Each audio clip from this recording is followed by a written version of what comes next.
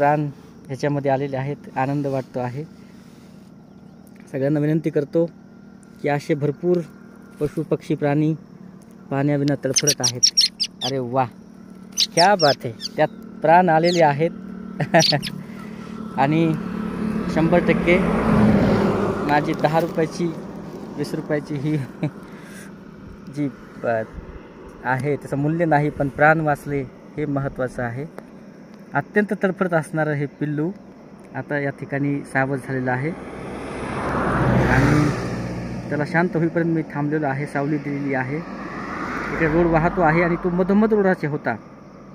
1-2 मोटरसायकलवाल्यांनी हुकवलं आणि नंतर मी थोडा पुढं गेलो, पण त्याला पाहत परत मागे आलो आणि ह्या पक्ष्याचा जीव वाचणं खूप गरजेचं आहे।